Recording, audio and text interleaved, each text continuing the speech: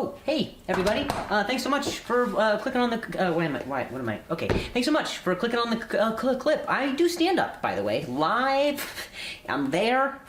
Saying the things, but it's live there. So come see it, you know what I mean? Get a ticket. Whatever. It costs money. This is not... this is gross.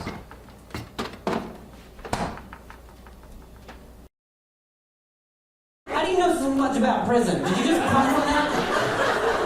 I worked there. You worked at the prison. Well, we're so glad you're here. How many of these are coworkers? And how many of these are your customers? I don't want to know. Then I gotta do paperwork. Yeah, let me know. Do you recognize any of these people? Sir, take your hat off. Look at him from profile. Tell me. He is near me, and he's in the side of the room. So, what do you do at the prison? I'm a social worker. Oh, you're a social worker. No, so nothing.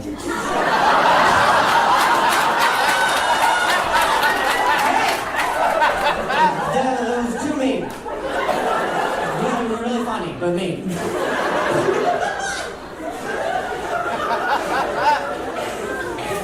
What does that mean? What is a social worker person?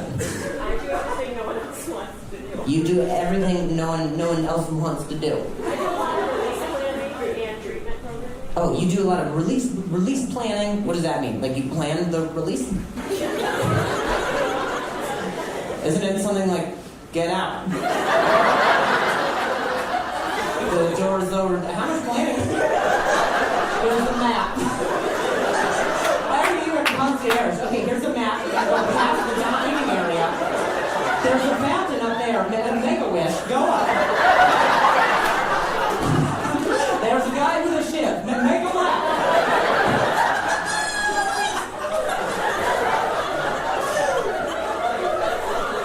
Release. Are convicts planning theirs with you? I'm like, all right, I want jobs. I walk out. It's me, and my ex-girlfriend is waiting there.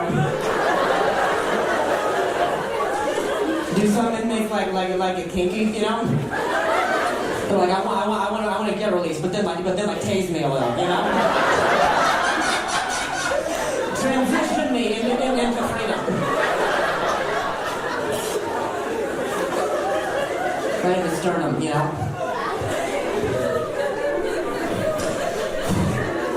I'm sorry.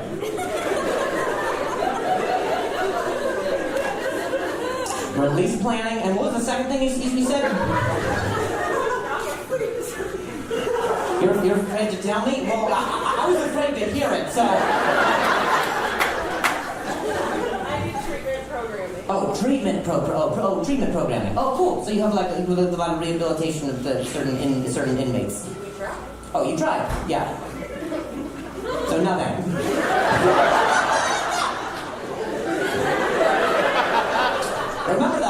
Remember the planning one though? That was fun.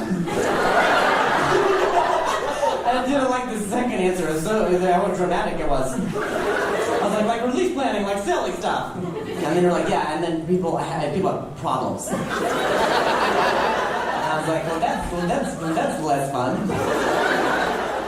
But Scott? How much time do inmates get to eat? Because I was trying to say, I thought it was an hour, and you're like, no, it's less. And also if it's less, then plan your shit better. Release the food better. Paul. You shoot it, that's dinner.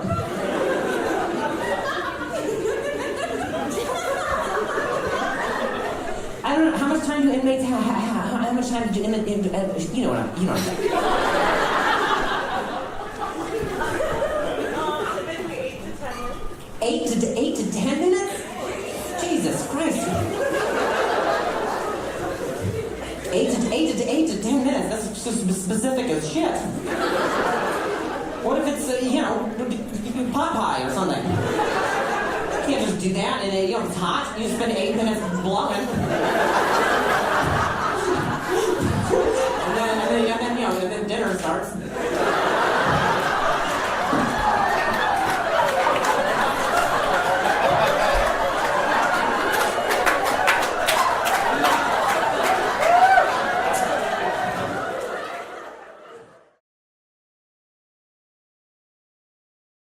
This is a lot different. I was in Wyoming 2 days ago, so yeah. Oh, are you from there? Yeah. Oh, you're from Casper? Oh, nice. I did a show that. Wait, were you at the show that I did last time there? No. Oh, okay. Damn, I thought we almost had a connection. Wait, you traveled down from Casper? Holy f***.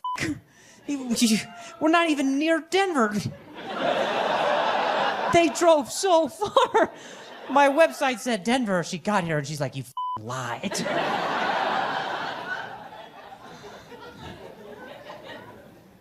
Well, Casper, I was in Casper I was like 2 days ago I was in Casper. Wednesday, yeah. I was where you were. What are you doing? Wait, where were you? Where were you Wednesday? Which I'm gonna actually take up with my speech therapist. Jesus, hell. Remind me to never ask for an alibi ever again. Literally the worst detective. Yeah, there's good cop, bad cop, and then there's slightly anxiety battered cop. That's that one. Ask about her Wednesday.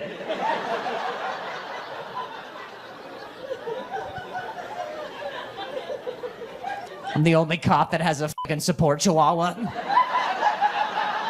Yeah, everybody else got Malinois, but I got little Ricky here. Answer the question, Toots.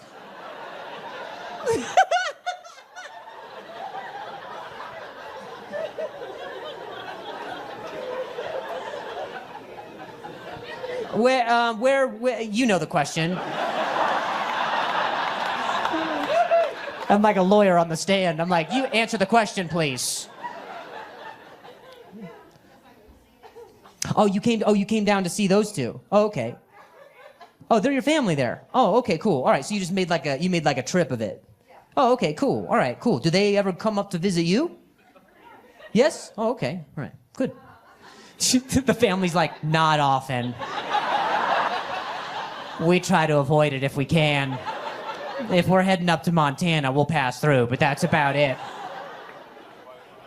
Yeah, I was in Casper, and then it made sense. People there are white. Ghost town, but of humans. It was nuts. I looked Latino up there. People were like, trim my hedges, boy. I was like, I'm white, dude. What are you...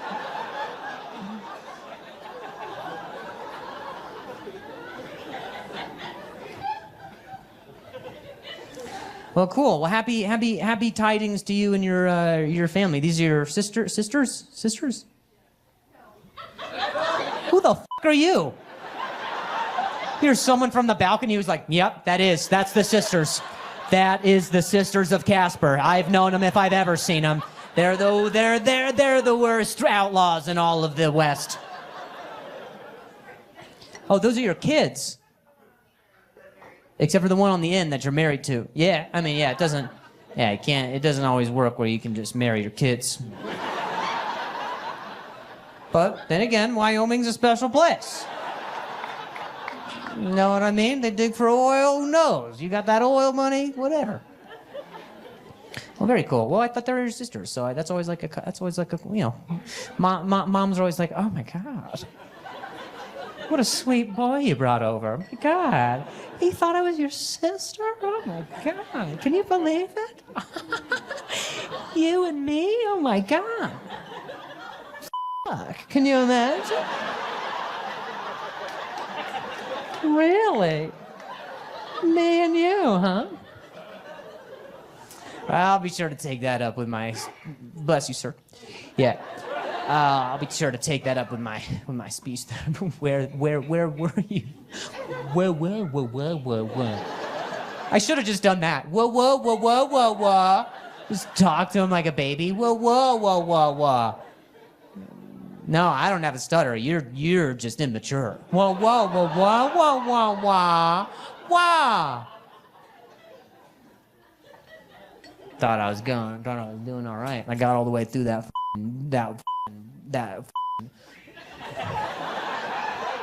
Well, I can't get through this apparently, but the next thing that I was going to say was something I could have got through, which was the war thing that I did that was all silly and poetic, and now I'm around. It must be the shitty service in Greenwood Village. I'm telling you, I charge my phone, I wake up the next day, it's at 40%. I'm like, what is going on? You what? Must have an apple. Yeah. It's a weird time to take a stance for androids, but I can appreciate it. His own agenda just kind of popped up. He's like, you must have an apple, don't you? Bunch of fascists over there, that's what they are. Making me buy all their parts. Upgrading and everything. I like that he tried to big league me for that phone that most of America has. He's like, huh, what? He said it like, what do you have, a Cricket? What do you have? What are you with Cricket? What are you? What do you got, one of them Nokias?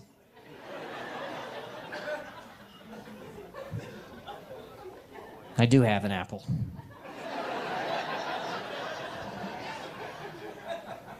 That's weird, too. Most people say iPhone, but he was just like, it's the whole company, man. And the whole thing's bad, and they're bad apples over there. That's what they are. Sounded like a substitute teacher. He's like, must have an apple, don't you? You know, it's very stepdad energy. But you have an apple, huh? Ooh, because your dad has one. Well, I bang your mom. Do you know that? I bang your mom. And I film it on my Razor from 2006. Yeah, I do. You want to see an apple? Look at that. Look at that. That's a f***ing apple, all right? I fix cars.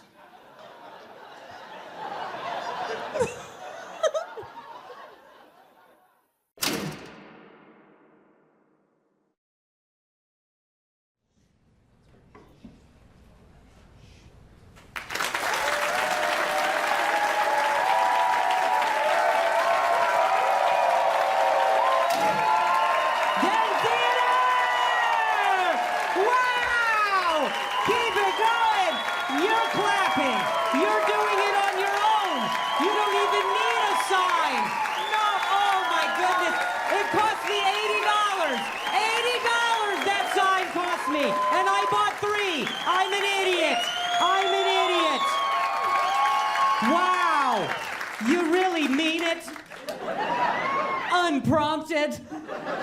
Oh, that didn't feel forced at all. God, were we so artsy back there? Oh, I'm sorry, I'm so vain. Guys, it's good to be here. Thank you so much for coming. My goodness, I've always just wanted to be on the north side of Chicago. Just the north specifically. I always lay over in Milwaukee just to make sure that I come from the north. Bullets make it windy. I grew up in the Midwest, and so it has a special place in my congestive heart. Oh, people from the Midwest, we know how to eat. We don't know what, but man, do we know how. That's how we go through life, processing food, not feelings.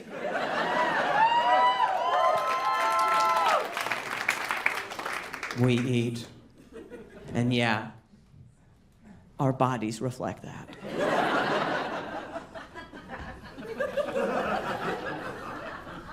But you know what? People from the Midwest, we got great calves. I don't care how big you are. I look at the muscle group that supports that weight. And that's the calves. These are not runners, okay? But man, do we know how to pivot fast to a fugga da chow. That's all we have. I don't even need to look up past the knee. I got all the information I need from the calves. Oh, they're right in my eye line. That's what we have in the Midwest. Beautiful, bold, defined calves. No feet. Because of diabetes, but man, do we have calves though. My goodness. Don't look down and don't look up either. My goodness.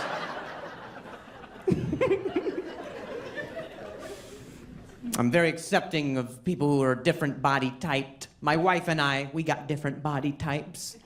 She's tall. She's a tall lady. She's a lady. I just decided just now. That's how tall she is, all right? She could help you in a store. My wife and I, we don't look like we go together. Like, if you saw us out, you'd put an end to it right away. You'd be like, hey, I don't know what this is, but you need to knock it off right now. You cannot traffic this young man.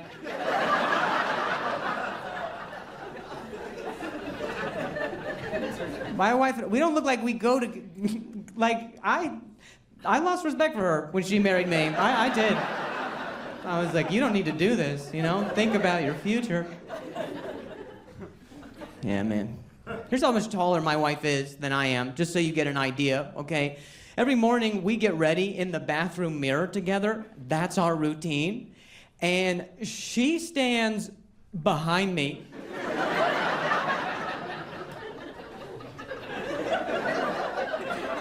There's room on either side, and she is directly behind me. I'm like, do you need me to move? She's like, you're okay. And then she unhooks me from her little backpack, and I friggin' run out of there, you know what I mean? She's like, go play, and then I go play. Oh, I'm so fast when she tells me to go play. I'm running around in the morning. I get the zoomies, you know? I'm all under the furniture. You can't catch me, you know? I had my juice, you know? I'm so fast.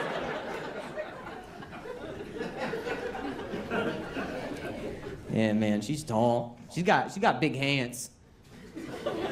Big hands. Like, she's got those blue-collar, associate's degree hands, you know? Like, pop the hood type hands, you know? Like, when my wife met my dad for the first time and they shook hands, it was firm. My dad was like, take care of my daughter. And it felt like an exchange. I was like, but Pa. He was like, no. You're not my property anymore. This fellow will take care of you now. You're in big hands. That's what he said. She got big hands, dude. It cannot be overstated. Big. She got those trans hands.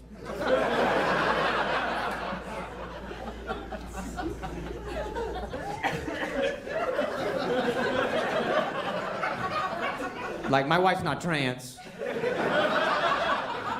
But those hands, they've got other plans. She got those plans hands.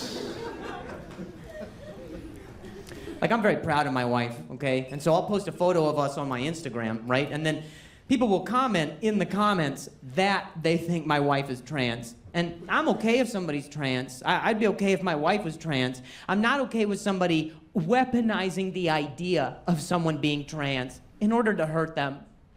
That's where I draw the line. Yeah. But those hands, I mean, if they're in the photo, I'm like, I get it. You know, I get why they said that. And so now she takes the pictures. She's got big hands, dude. I'm thinking about them right now. I can't, like, sometimes we're in the bedroom and we're just getting right to it. We're going right for the thing, going at it. We're doing the happy naps. We're doing the slappy daddies. I've had sex. I don't know why I can't say I've been in the act, all right? I know what it is. Just trust, but don't imagine, okay? But I've done it. But sometimes, like, you know, like, she's just down there with her hands, and I'm like, please don't hold it, you know? It doesn't even look like mine when she holds it. I'm like, that's not mine. There's no way that that's the same one that I had when I got here. It's not even mine. If you could return mine, that would be helpful.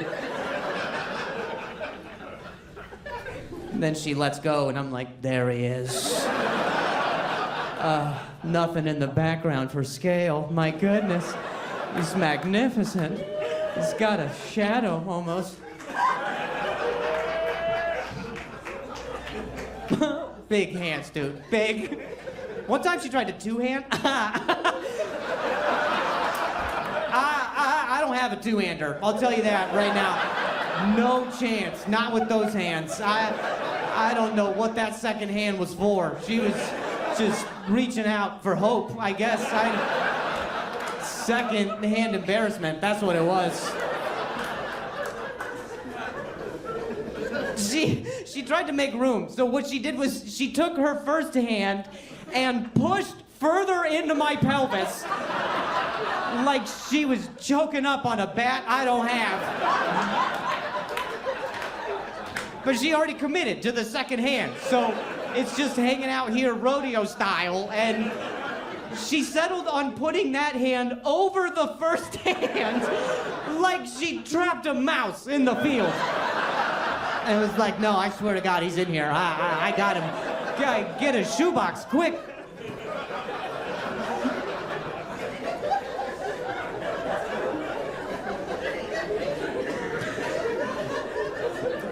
It just looks so small when she holds mine.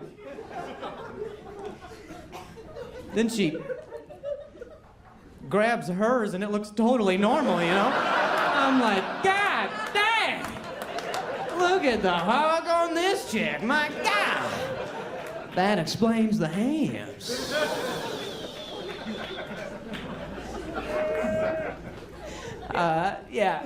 Thanks. One guy gets me, all right? That guy's girl has got big hands. They high five and a tectonic movement happens. It's good to be here. Thanks for coming, guys. I appreciate it.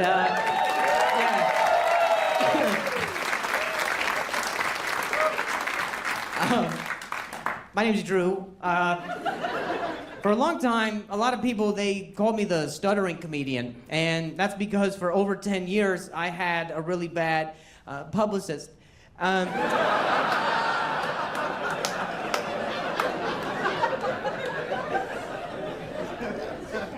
But I also had a really bad stutter. Good stutter, bad stutter. I don't know, because one time I stuttered for so long, this guy was like, that was a good one. And I was like, stop molesting me. And, guys, I'm joking. I couldn't say stop. Because of the stutter. You're okay, come on. We'll get through this. Just to quote my uncle, but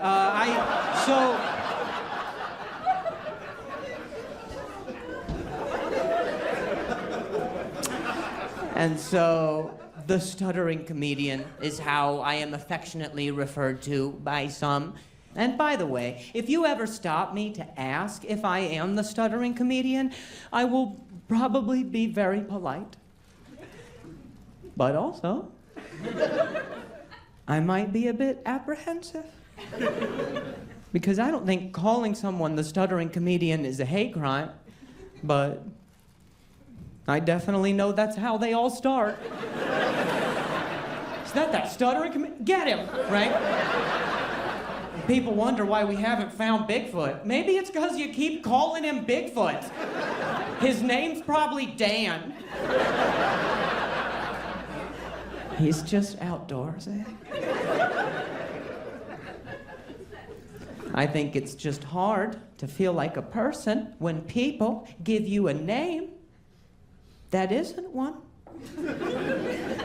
Like Drew sounds like the name of a human man who could perform some jokes in a venue just like this one. The stuttering comedian sounds like a carny in a circus tent. Like I'm in New Mexico on the side of a freeway somewhere, and a guy with a top hat and a pervy mustache keeps whipping my cage like, ah! Feast your eyes on the bumbling boy!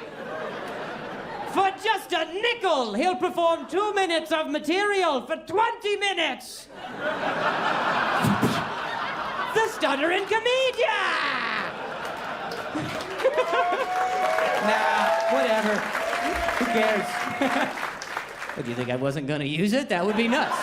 That would be nuts. I bought it. I have to use it. It helps. I'm gonna start standing next to my wife on that thing, you know what I mean? And people come up with all types of descriptions for comedians because they're too lazy to learn our names. You hear it all the time. Oh, that's that stuttering comedian. Oh, that's that midget comedian. Oh, that's that gay homo comedian. And I have to respond to all those. You know, Thanksgiving's tough. And stuttering might be the only thing that I'm ever known for. But honestly, I blame myself. I've openly made so many jokes on stage about my struggles with stuttering that now, if I meet someone in person and I'm not, it bums people out. They react like they caught Mickey vaping at Epcot. They're like, "Are you that stuttering comedian?" I'm like, "I guess." They're like, "Well, you're not stuttering now. Is it an act?" I'm like, "Actually, no, it's a condition predicated on the level of my anxiety, and I guess from over there, before I met you, I couldn't tell you were a total ass hatchet." But don't worry, I feel unsafe now, so my stutter's on his way, you'll see. Like, I would never put an adjective in front of what you do for a living to describe you. To you. Can you imagine if you were like, are you that stuttering comedian? And I was like, I don't know. Are you that flaccid accountant? Is that you?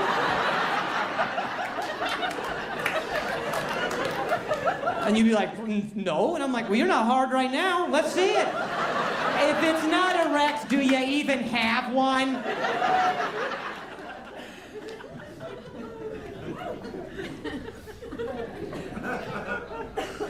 I think it's just that some things sound more prejudiced than descriptive. Like, let's say I was leaving the house for a flight and I called to my wife in the next room, "Hey, babe, my Uber driver's here." She'd be like, "Okay, bye, have a nice day." I don't listen to whatever she says, but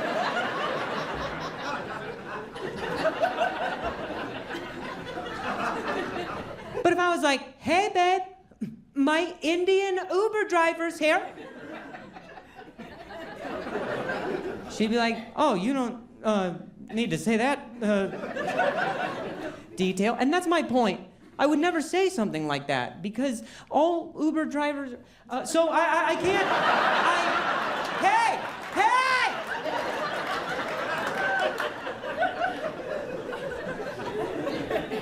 I'm fed up.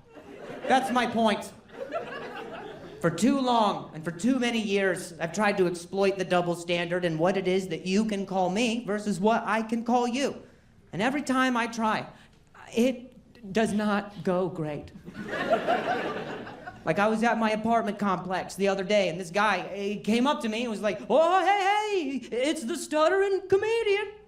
And I was like, "Oh, it's my Korean landlord."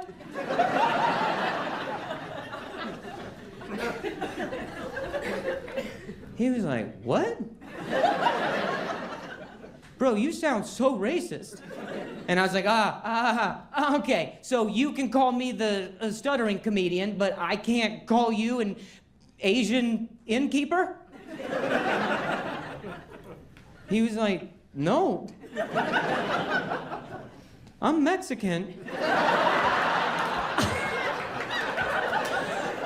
Tomato potatoes. I mean, what are we talking about? 1A, 1B.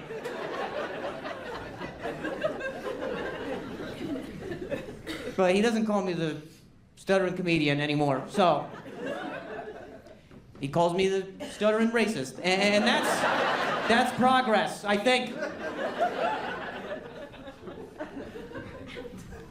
I decided a long time ago that I was going to try to improve my speech so I could try to improve my quality of life. But I gotta tell you, you guys have not made that shit easy.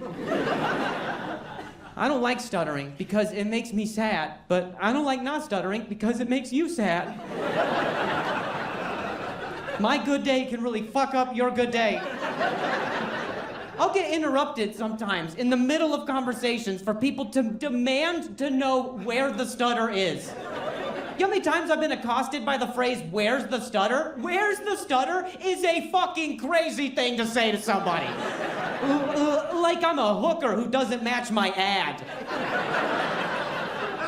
They're like, "Hey, where's the pigtails, Toots? We wanted the pigtails." In your brochure, you had bush.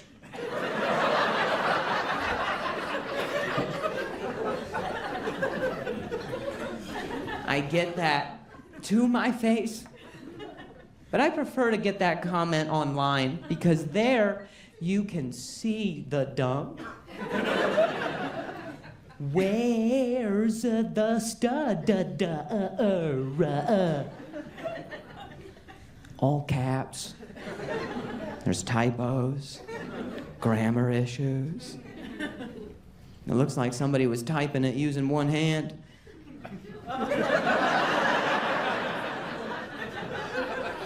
What do you think they're doing with the other one?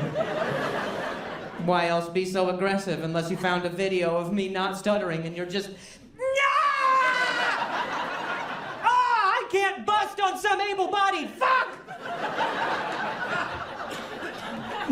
I'd like to see if I can finish before he does.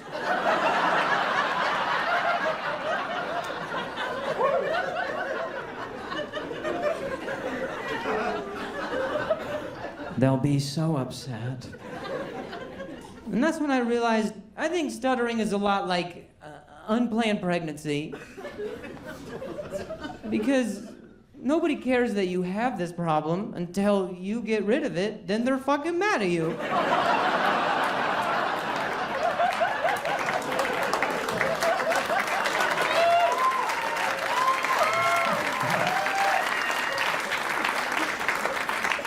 In Chicago, I thought you were about to be super Illinois for a second. I was like, whoa. My body, your choice. I stutter because when I was 20 years old, I was playing shortstop on a softball team, and a grounder took a hop, hit me in my throat, and I had fallen and hit my head on the ground, from which I had a minor vocal contusion and a major concussion that was later diagnosed as a traumatic brain injury. TBI for me, RBI for them.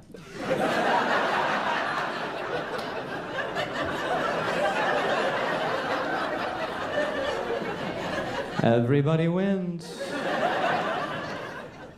But make no mistake, I love the fact that I had a traumatic brain injury because it's so cool to have trauma these days. Oh, trauma, you gotta talk about it. I mean, if you don't have trauma, why even go to brunch? We have nothing to discuss. I consider myself lucky that I had a traumatic brain injury. It could have just been a brain injury. But it was traumatic. I got my trauma notarized. I got it in writing. Your trauma's in your head. Mine is my head.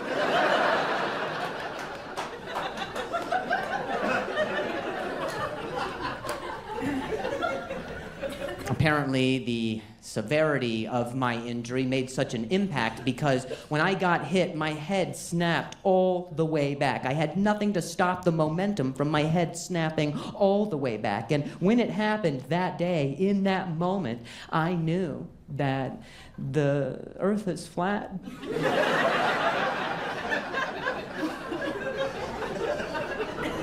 And now I don't believe in space.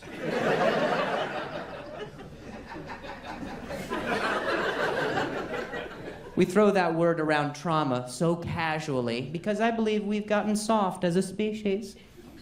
It's a miracle we're still at the top of the food chain. Animals, they know how to react to something that's truly traumatic. In the animal kingdom, this is how it happens. An animal wakes up and goes, "I'm hungry," and then that animal gets eaten. And that's traumatic. But it's also traumatic at the times they are almost eaten. And I would encourage you one of these days to see how they react. Turn on Animal Planet, watch a gazelle, see what it does as it escapes the jowls of a lion.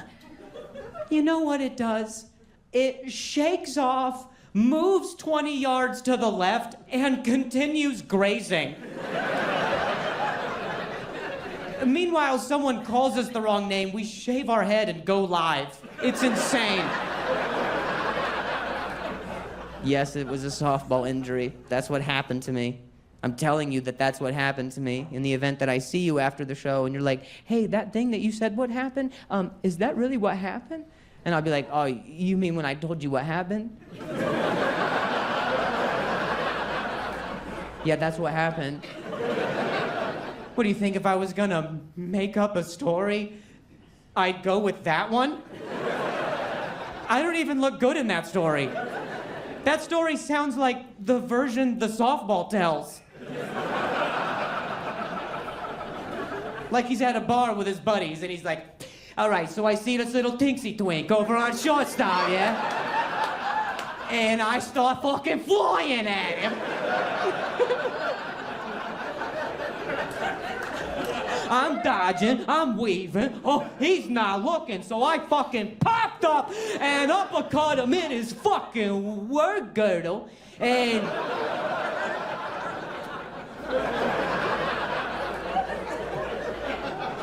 and now he's all retarded, yeah. I did that. Me, Mr. Softball.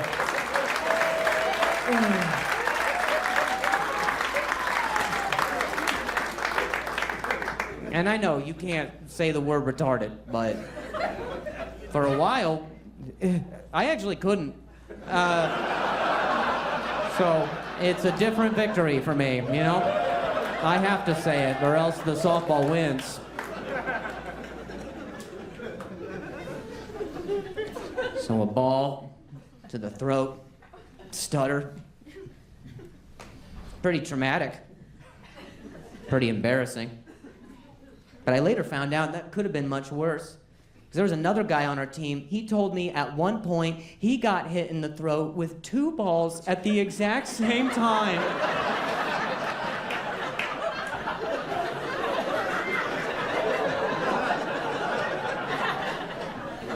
And he ended up with a lisp, so, you know, really dodged a ball there, you know.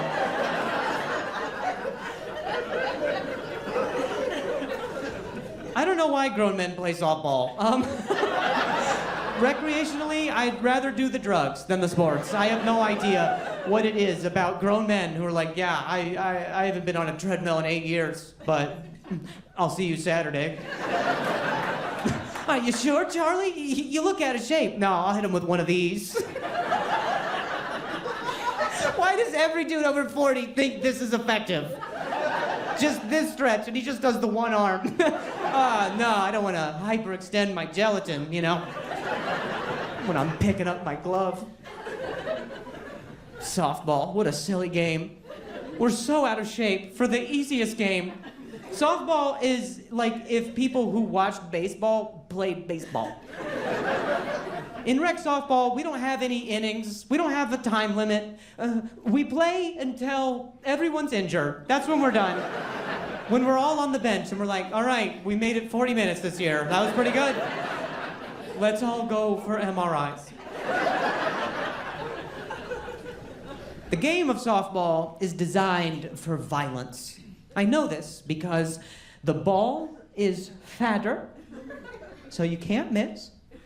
The bat is fatter, so you can't miss. We are fat, so you can't miss. Do you understand?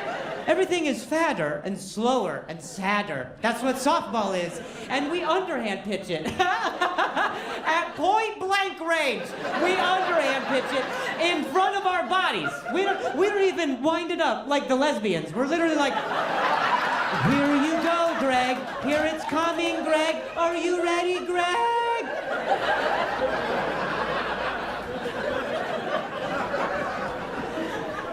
And Greg's going through a divorce. We don't think he's gonna take it out on someone.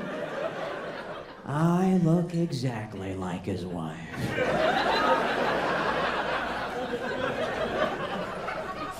So I went down with a concussion, and they don't have a protocol for concussion in rec softball. We don't have the budget. Might come as a surprise. When I got injured, they just told me, yeah, just keep an eye on it.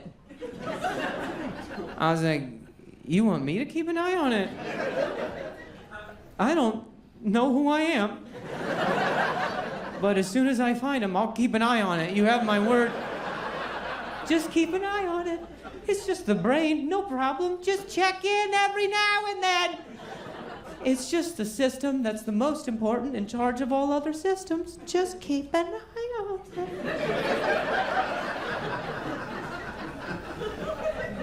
I have a suggestion, softball, and maybe it's that your protocol for a concussion shouldn't be the same as it is for a fucking casserole. Yeah, just keep an eye on it. Let it cool down. I think what's embarrassing about my story is that I don't even remember it. I'm telling you a story that someone else told me. They probably left out details for my sake. They're like, yeah, we didn't mention when you sobbed and shit yourself. And that was before the game even started, you know?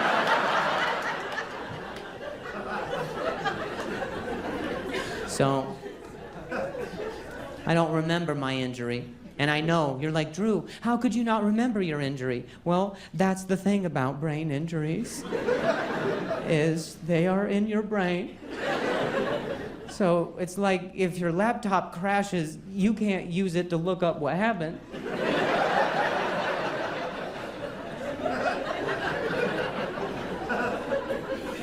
So I don't remember my injury. I do remember being in the hospital the next day. That was like my first memory back. I remember the doctor who diagnosed me. It was such a somber scene. I remember he walked in and he was very stoic. He looked at me and he was like, well, son, there's no easy way to say this, but you stutter. And I was like, yeah, I was just trying to tell you that.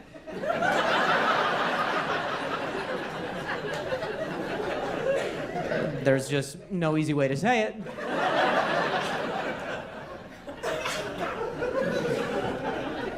And he was like, well, things are gonna be different for you, and probably for the rest of your life.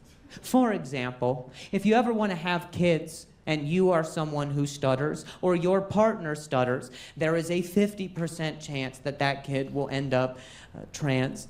And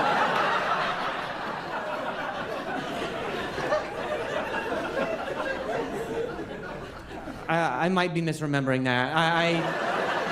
I had a brain injury, and it was very traumatic for me, and I didn't keep an eye on it.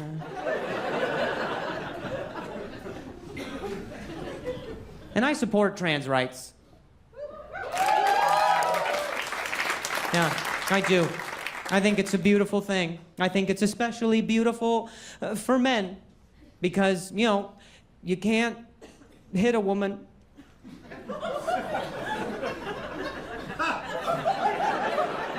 but you can identify as one, which is the ultimate, if you can't beat them, join them.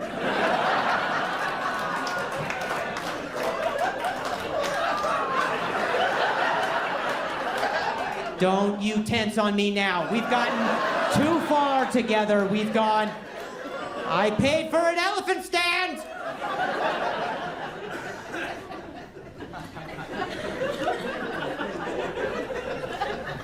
It's very difficult being a comedian in today's climate. You can't tell a joke like the one I just made.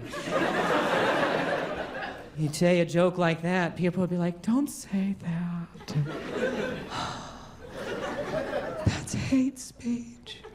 Drew, I wish you wouldn't say that. It's hate speech.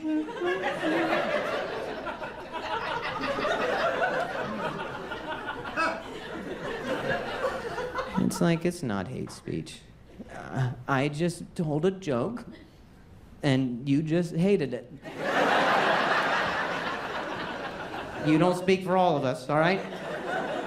That's like when you go to a restaurant and the waiter's like, hey, we need any more bread for the table? And one person's like, we're okay. It's like, that's not your fucking call.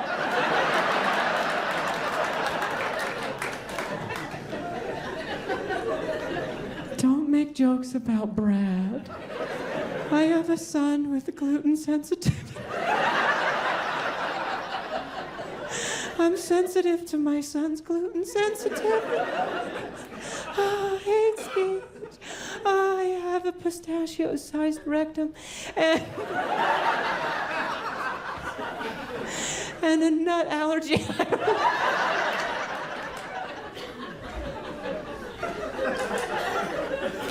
Hate speech. There are some studies out there, some theories that support the idea of people who have experienced traumatic brain injuries later in life develop symptoms of depression, and I think that's bullshit. I didn't just get the symptoms, I got it. I just went right for it, you know. I skipped all the other nonsense. I was like, no, I'll just take it. But I don't like to tell people that I have depression. It's too depressing. Instead, I like to say that I'm a sad motherfucker. Right? Feels a little more active, you know? Like I'm winning versus my depression. Depressed people, they like to brush their teeth in the dark. Sad motherfuckers, we turn that toothbrush into a shiv, you know? It's active. And depression's the only illness where you can tell your friends you get better, and they're like, I think you should get a second opinion. And you're like, I'll stab you with Colgate. You don't know me. And so, yeah, I'm somebody who has it, but I gotta tell you about it in case you have it. I want you to know it's okay to have it. But I'm having a great week. I'm on day 7 right now of antidepressants. So, if you don't laugh,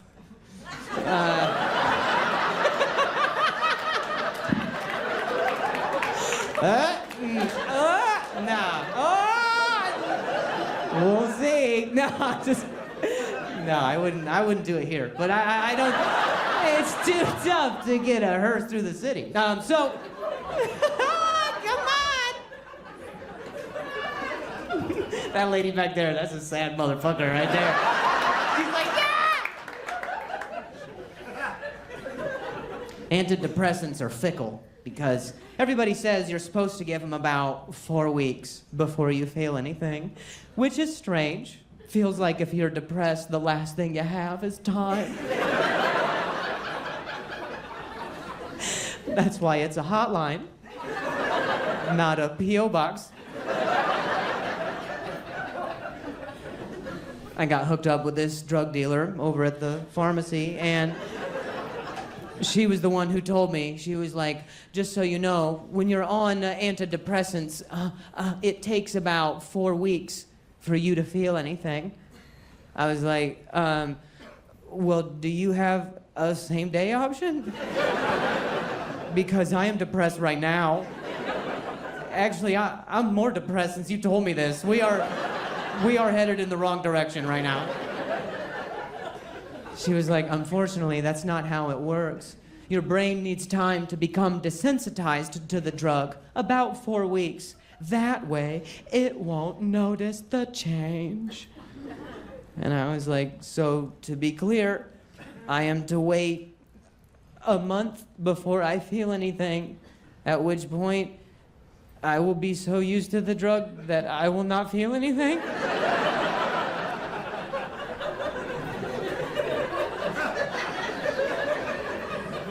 She's like, I think so, yeah. I was like, all right. Well, I'll put in these 4 weeks, but you should put in your 2. Let's be different people at the end of this. Everything she was telling me was bumming me out. She was like, just so you know, when you're on antidepressants, you can't drink. I was like, you can't drink? You don't know shit about me. I have unlimited potential. You have no idea what I could do on antidepressants. She's like, I mean it. If you drink on this medication, you will have internal bleeding. And I was like, well, if there's no mess...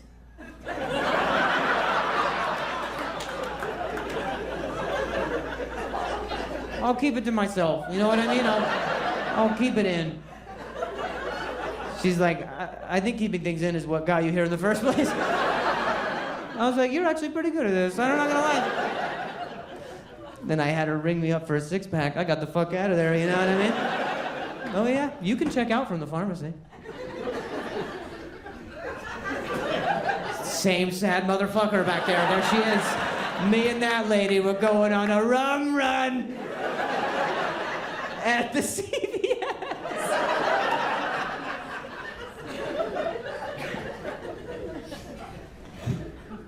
I'm glad that we're in a time where everybody is more accepting of mental health, but I will be honest, I'm not looking forward to the day Gen Z starts working the phones over at the Unalive hotline.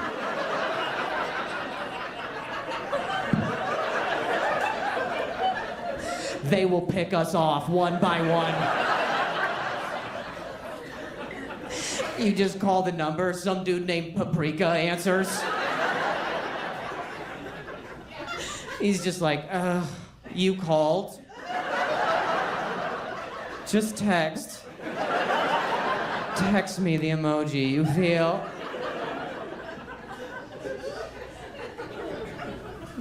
I also think it's just a bit confusing, because sometimes the very reason you might be calling that number seems to be greenlit by a lot of the terms they use. You ever notice that?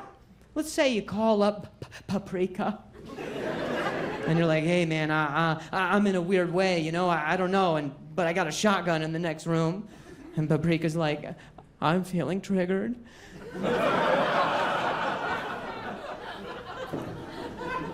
And you're like, okay, I mean, I guess I'll just put my head in the oven. He's like, it's lit.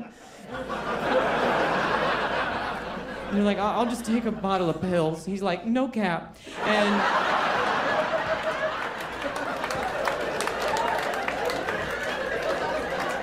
let's say you go through with it, and some Gen Z paramedic shows up, and he's like, damn, he slayed.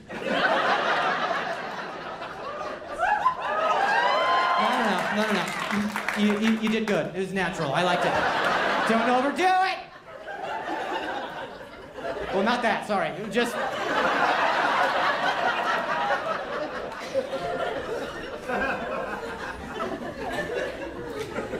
But it's not enough to take the pills. Everybody says you're supposed to get a therapist, and you're supposed to find a therapist that's the right fit. But they also want you to go through insurance, and those are different. Comedians, we don't have good insurance.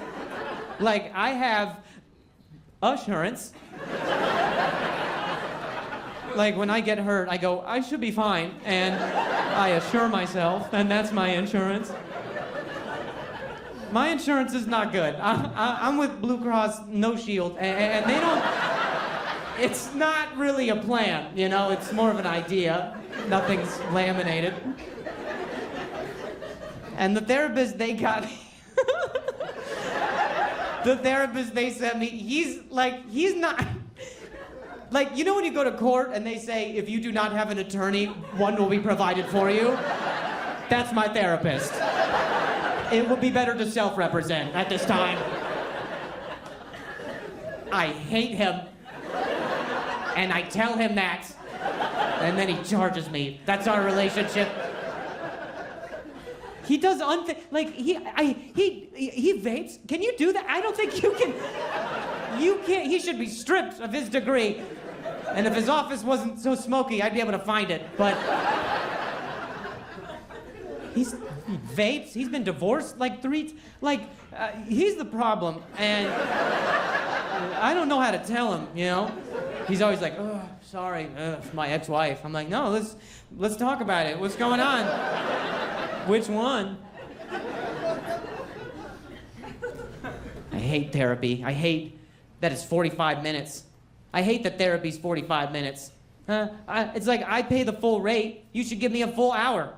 You know? What 45 minutes? What are we doing? 45 minutes is just enough time to have an emotional breakdown and then feel abandoned. At 44 minutes, he's like, "That's our time." I'm like, "No, Dad, please." How impersonal. "That's our time." "Oh, that's our time." Strippers and therapists. They're the only 2 people who say, "That's our time." You don't think that's fucking weird? Did it matter to you, Richard? If that is your real name. I just think therapy should be longer than an episode of Squid Game. That's what I think. Or else I'm just gonna watch Squid Game. You're not better than Squid Game to me. My wife, she does her therapy over Zoom, so I don't count it. I'm sorry, if your problems are not big enough for you to drive to fix them, they're not real fucking problems to me, all right? Why don't you sit in traffic like the rest of us and cry on the way back? That's what it's for. That's therapy. My wife, she does her therapy over Zoom, and so we do this little dance where she says she has an appointment, and then I leave the house and pretend like she's not about to talk shit about me for the next hour. That's a fun dance to do. I know it's about me. She's a white lady with a house and no job. I'm her only problem, all right? I'm just kidding. She obviously has a job. She got those big hands, you know what I mean? Would be ashamed to not put those puppies to work. It's insane how she starts her sessions. I don't know what is going on in women's therapy. They're getting all cutesy bootsy with each other. I hear the start of how my wife's sessions go. She starts hers and it goes giggling? What? She made sangria, they're clinking glasses and scrapbooking and sinking cycles. It's nuts over there. It's nuts what's happening in women's therapy. But I think I'm just jealous because women are better at therapy. They are. I think women are better at therapy because they're so collaborative. Women say the type of things in therapy that you'd hear someone say at a museum. She was saying things like, "Hey, can we go back to that first thing? Oh, I totally forgot about that. I'm learning so much." Therapy for dudes is like a bathroom at a truck stop.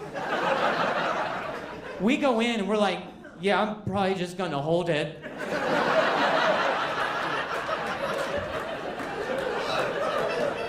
Nothing about this seems safe, not one bit. Can't get rid of shit with some dude just staring at me.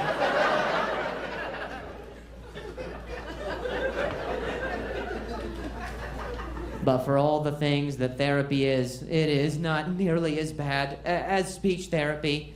Yeah, I do both. I'm twice as fucked up. speech therapy is nuts. Most people who are in speech are kids. And so, I'm the oldest client. And the waiting room is decorated for not me, not at all. It is a humiliating place to wait as an adult man. It's all for the kids. They got a friggin' coloring books, and there's puzzles, and a slide, and a ball pit. I've done it all. And I go to speech therapy still because I sometimes have difficulty saying words that start with the same letter right after each other. That's my current struggle, okay? But the last time I was there, I'm sitting in the lobby, and I'm just across from this 6-year-old who's just staring at me. So I was like,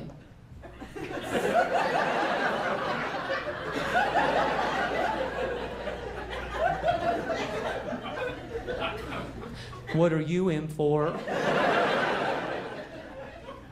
And he had a difficult time saying his R's. So he was like, Oz.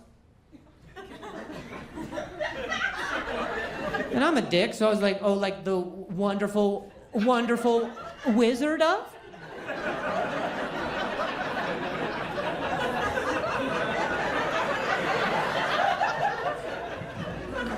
And he was quick, too. He was like, you here for W's?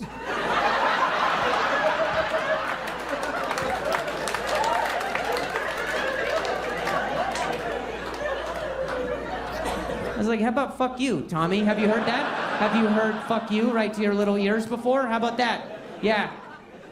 If you weren't bigger than me, I'd beat your little ass. You understand that? You ever been stabbed by a toothbrush? You understand, young man? I'm a sad motherfucker.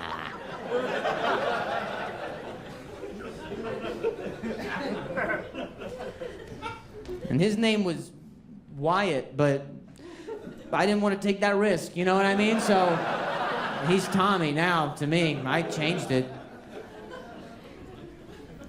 Speech therapy is a little wild, man, because what they're trying to do is acclimate us socially to things that you guys can already do pretty naturally. Like when you talk to somebody, you look them in the eyes. That's something that you do. They want us to maintain eye contact through a stutter.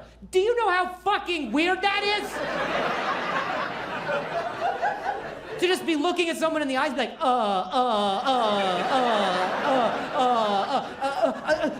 you didn't consent to that. Okay. Besides penetration, that is having sex. I don't care what you think that is. That is assault from a distance.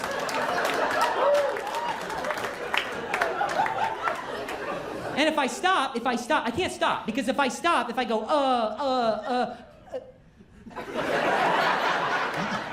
you will think I finished in my pants. So you're like, oh, okay, it was a non-melee violation. Now it's good.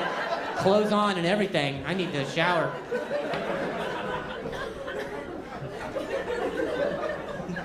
There's all types of crazy things that they're trying to teach us in speech therapy. You know, you've heard about people who stutter when they sing. They don't. You've heard about this. Yeah, my speech therapist was like, yeah, if you ever find yourself in a bind, was trying to say something, oh, you could just try singing it. I was like, I'd rather stutter. Thank you. Thank you, though. I'm not gonna serenade my Postmates guy, sorry. Hey, come on over, ooh. No, that's called luring, all right? And that's a felony.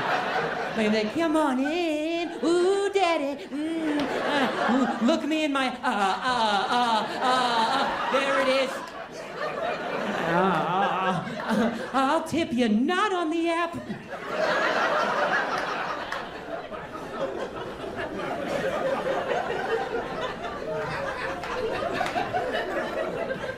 I don't like singing because I get acne. You make sense of it. I don't like to do that. Well, I guess there is one song that I sometimes like to sing. I'll sometimes sing it, but all right, I'll sing it. All right, it goes like this. It goes, la la la la la, la la la la la, la la la la la la la la la la. Do do do do. And then my wife gets my face all wet, and.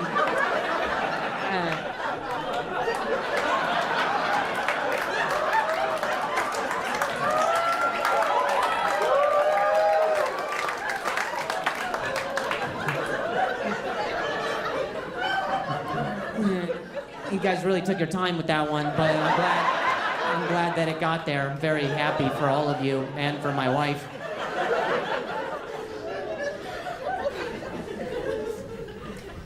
Last time I was in speech, my speech therapist told me if I ever wind up getting stuck on something, I can just try saying that same thing in an accent.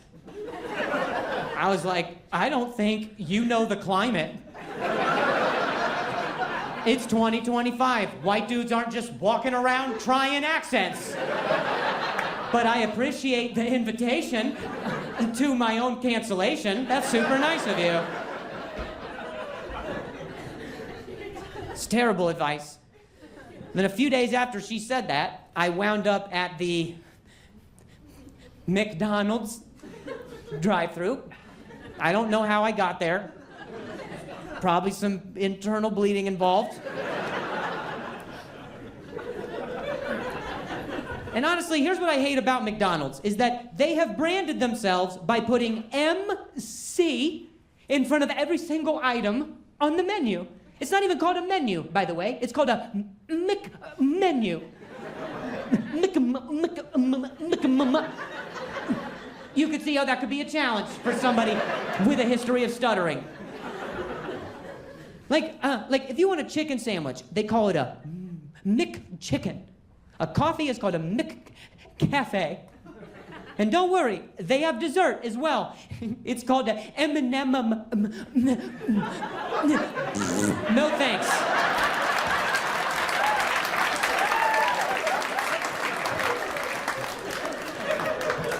Even if you want the breakfast sandwich, they make you say McMuffin,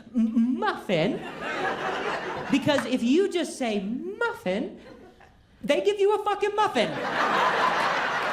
Mm-hmm. Ooh, I'm having cake for breakfast now. Oh, protein. You can't tell me that place does not discriminate against people who stutter. Even the dude who does the slogan is like, but.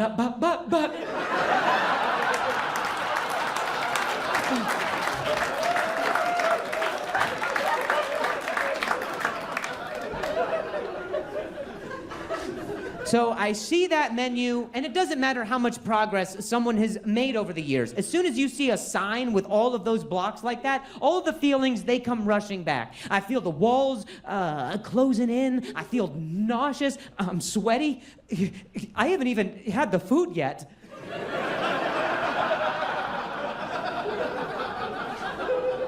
I look in the rearview mirror. There's now a line of cars, people backing up, right? People are honking. They're getting impatient. The dude through the intercom is rushing me. I'm stuttering. All this is happening, okay? But before I could overreact, I remembered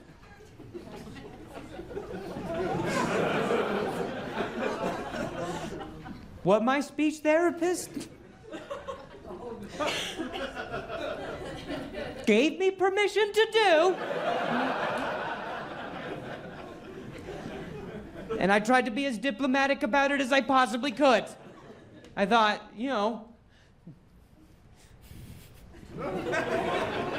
I'm Irish. It makes sense to do an Irish accent right now.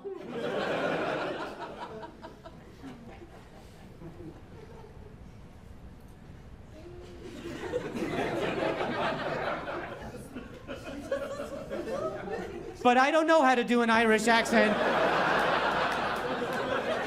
And so when the dude asked me what I wanted, I panicked. And what came out was, "What do you have on the dollar menu?"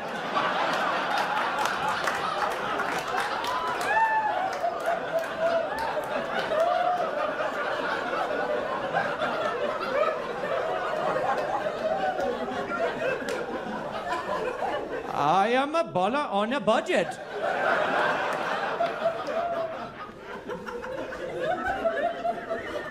He was like, what? I was like, this call is being recorded for quality.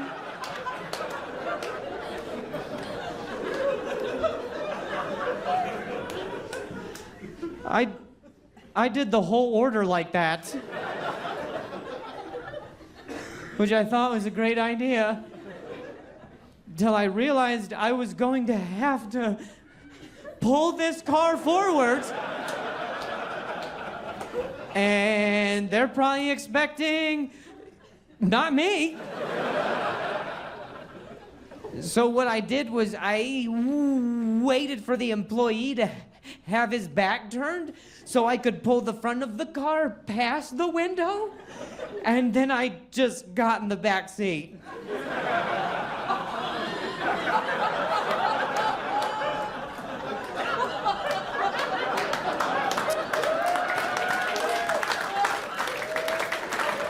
It's been a really, really fun show. Thank you very much.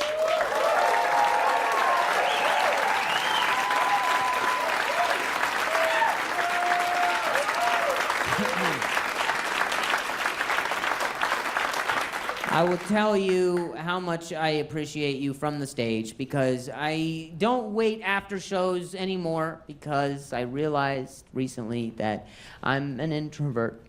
And what happens is that people come up and they say really nice things, and then they keep talking. And it's liable to go south very fast when they do that. Like the last time I did a meet and greet, there was a guy who came up to me, started really nice, then it went south. He came up and he was like, hey man, congratulations on the progress of your stutter. And I was like, thank you. And he was like, do you fake it sometimes? I was like, what? He was like, well, there was just times during the show where I noticed you stuttered. I was just curious if you were timing the stutter for the purposes of the joke. And I was like, yeah, man, you can't time a stutter. A stutter is the disruption of timing.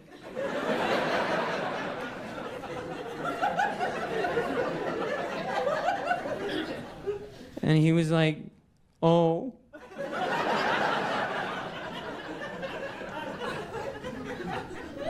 Well, this is my wife, Julie. I was like, hi, Julie. Do you fake it sometimes?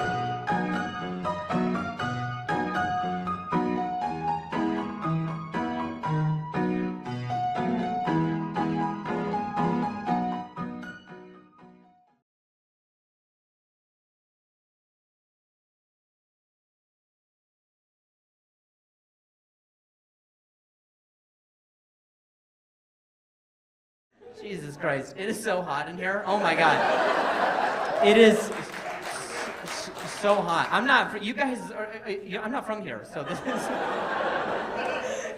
is this like part of the entrance training to your city? I think this one maybe makes the show weirder, is it gets hot and then I lose track of consciousness and I am 80% sure I'm passed out right over there. I know I'm on the floor like,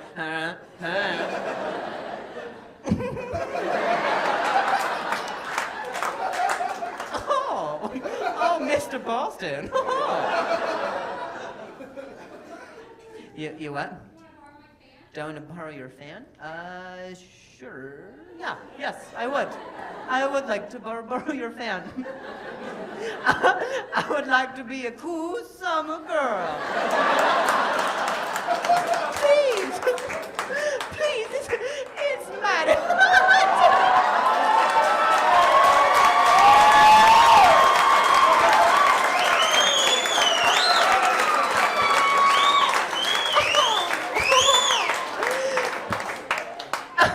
Mine is a second base in Georgia.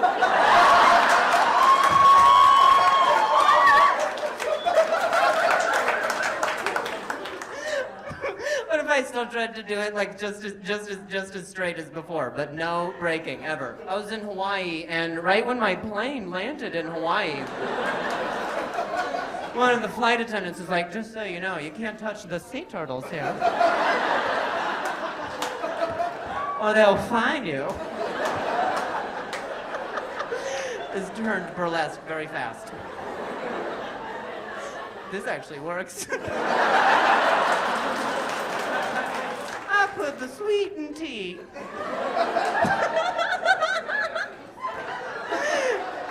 Every saying in Georgia came from this. The chair's rocking, church is canceled. Yo, for real, my arm is tired right now. Dude, this is exhausting. I need to hire someone here to just stand. What have you got here? It's a sloth with laser beam eyes climbing Everest. Yeah, that makes sense.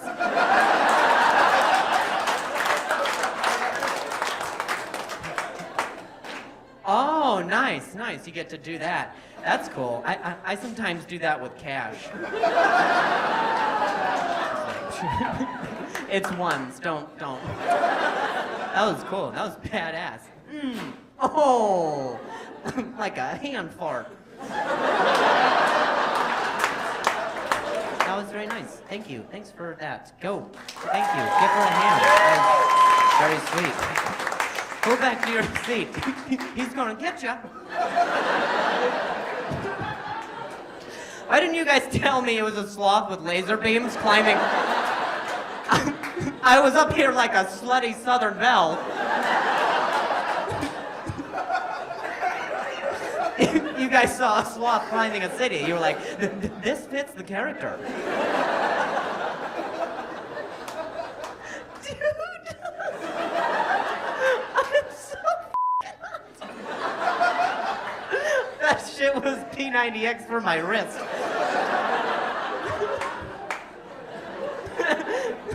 Like one of those ADHD people who's like, I forgot which joke I was in, and shit. Oh, I had it, and then the heat was like, no. My mother. Oh, you have a fan too.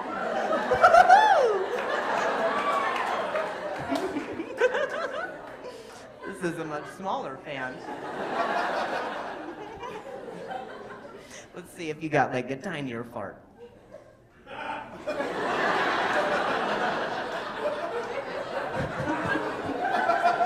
This one has a white dude's laugh.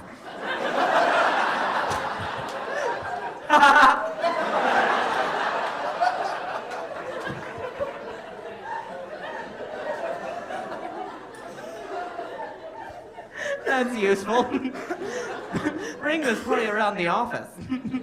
Anytime your white friend tells a joke. Make sure it hides your lips so they know it's not real.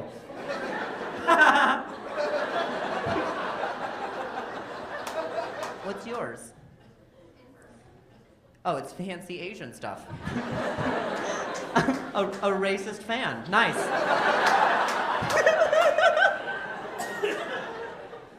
Fancy Asian stuff.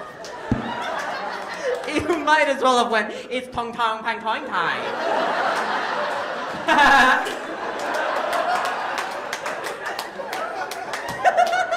That does seem something like something you'd laugh at. Here's yours. Thank you. What's yours? Oh, it's a menu. Fancy redneck cuisine.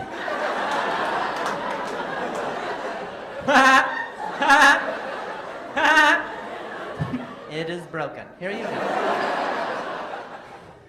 My birthday's on Monday. I'll be 27. Oh, nice. Can I tell you something? You sound 51 years old. Can I see those, please? You mind if I wear these? Okay. Dude, I love looking at somebody over glasses. It just creates like such a sexy effect, you know? You can really use glasses to like emphasize a point, you know? You can be like, you say what? Well, but you wear glasses like I do. Oh, I see. Well, how old are you? I'm 26. My birthday's on Monday. I'll be 27. Oh, nice. Can I tell you something? You sound 51 years old.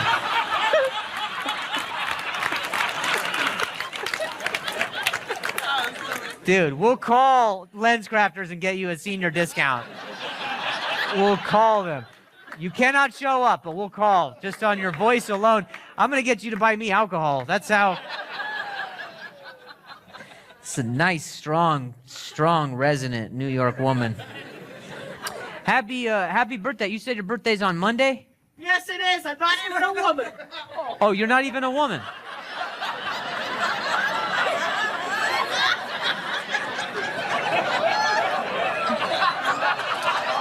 I'm going to hand these back to you.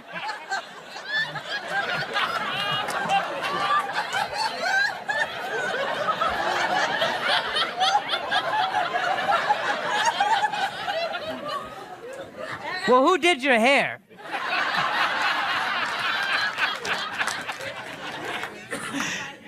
You say what?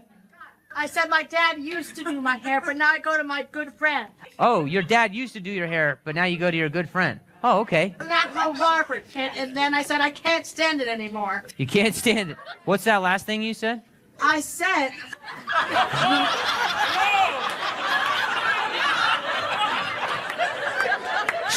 That is a 51-year-old woman, and you know it. What I said was, I heard her adjust her purse. What I said was... I also do community theater, so that's why my voice is Oh, yeah. and loud. I love your voice because it's got a why I oughta to it, you know? Like it feels like as he's talking, he's rolling up his sleeves. What I said was... Like he twists his fist before he punches. This is the most blind woman I've ever... I'm serious. I'm seeing genders differently.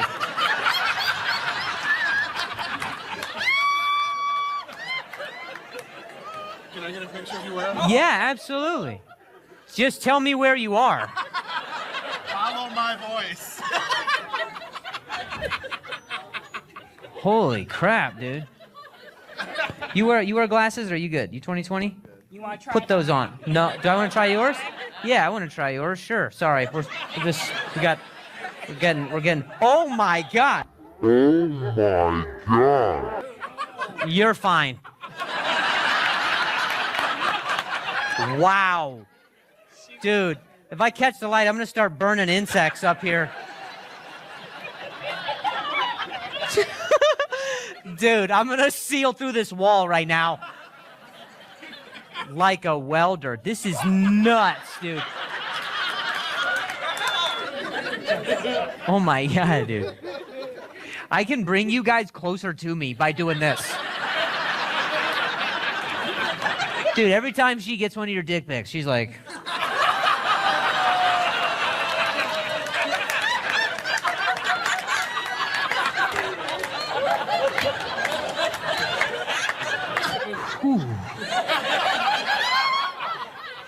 Yeah, not tonight. I don't think I can tonight.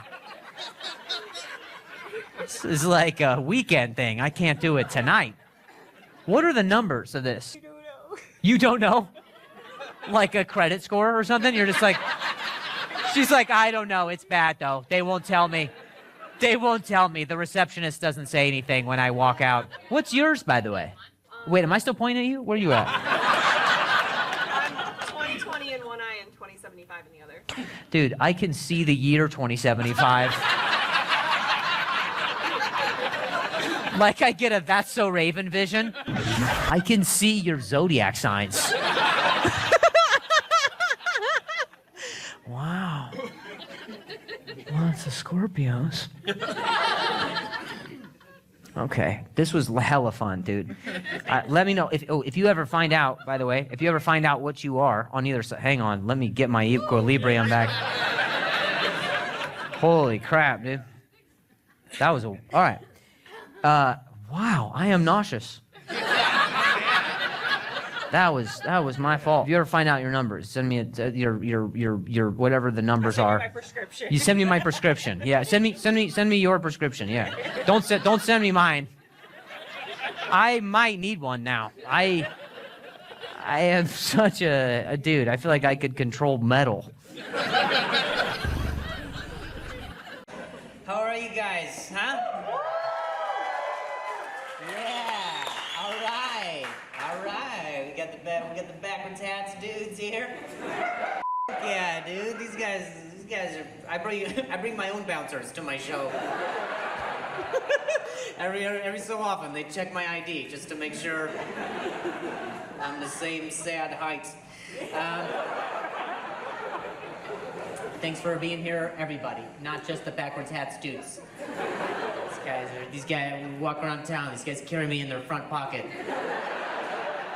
Yeah, they're the muscle, and I talk shit. And I'm harmless, but I'm something to look at, you know? Like, yeah. Just me and Todd and fucking Chad over there, whatever.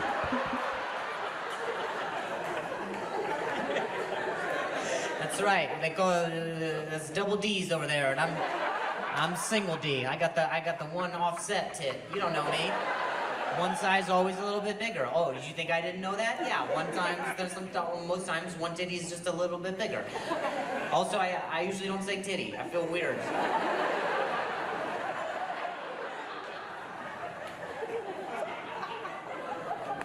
What's up, man? You're redhead. What? I was starting to think Spokane had fucking nothing, so we got a kinda, you know? We got an almost. Nice, man. What's your name? Wes. Nice, dude. All right. Wes. Wes the redhead. This your girlfriend? Wife? Nice. Wes and wife. Nice. Sick. Cool, man. Cool. This friend here? No. You do know there's a guy behind you? Guys like Wes and wife. And Uncle Andy, right? Ooh.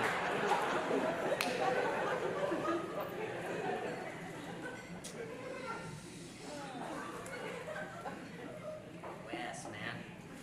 It's careful, man. It's dangerous stuff up here. You're not supposed to look a ginger directly in the eyes. Otherwise, your hair starts turning red. That converts you.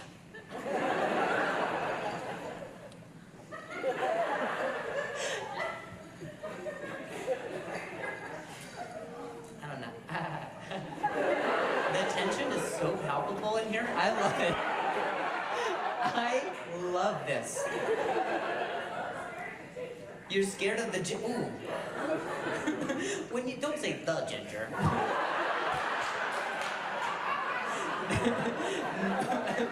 Now you're being mean. His wife says that. You don't say that. He doesn't like anything you say either? Oh, he doesn't like me saying it either. Oh. Jesus, all right. Wes, you and me are friends now, man, because everybody else was doing something mean, and yeah, it was my fault, but I repent. So you, me, and fucking Todd and Chad, we're gonna go punch bricks. So. Yeah. Well, we are a natural disaster, and you bring the fire. I like that.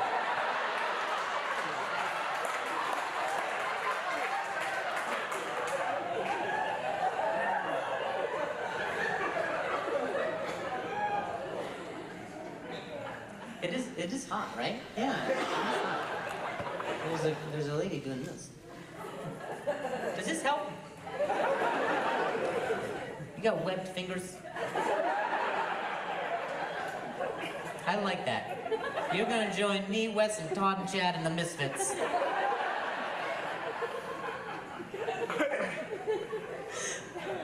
Once Wes starts the fire, we'll need you to stoke it.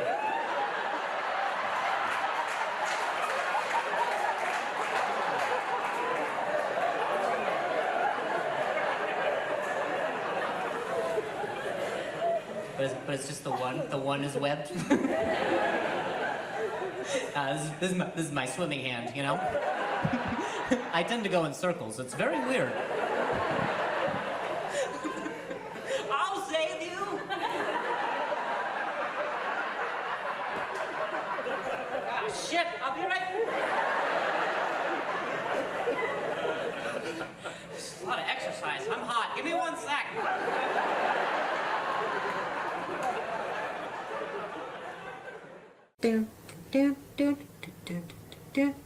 Guitar can't be that hard. Hey guys, thank you so much for watching the video right now. In this video, things get like really crazy during the show, and then they got crazier and then crazier to the point where the audience was just shouting so many things that I couldn't even manage it. And then I was like, hey, well, I'm gonna quit. Just kidding. I never started. He was like, no, you're gonna have to wear these for 23 hours every day, and you cannot eat while you wear them. I was like, so I only have an hour to? Yes, that's the faster version of what I was gonna say, but yeah. So, we're 20 minutes into the show, and she's like, can we, let's go. I got a flight on Sunday, and the airport is... Actually, she's been feeding me the line the whole time. She is Drew Lynch. You didn't know.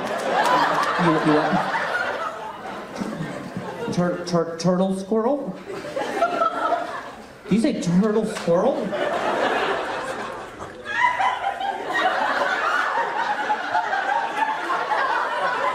I need you.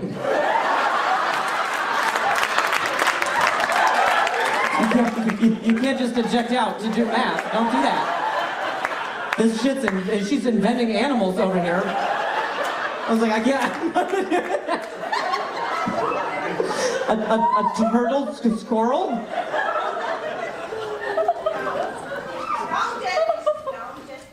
Oh, all right. We are at a cultural difference right now. I don't think we're understanding each other. You what? You don't know Jesse? No, Jesse gone.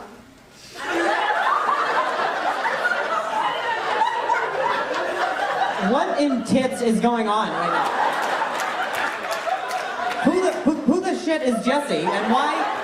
How does that apply to turtle squirrels? What is a turtle squirrel?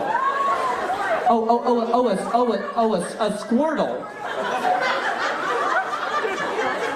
You just tried to invent a Pokemon that already exists?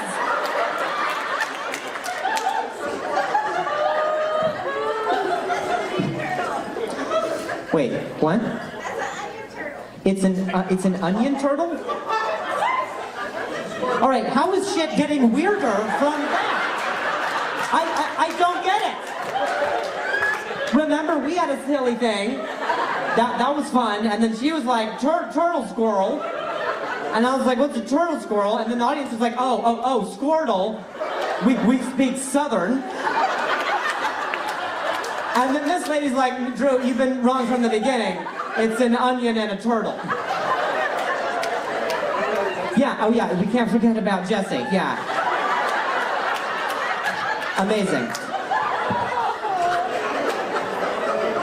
Whose name is Jesse? Why is the Squirtle named Jesse? The Squirtle's name is Squirtle. You can't just go renaming Pokemon like, hey, meet my Squirtle, Jeff. And Squirtle's like, yeah.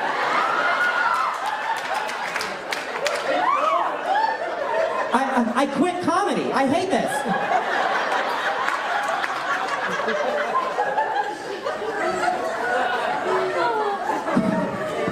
I don't know who this Jesse prick is, but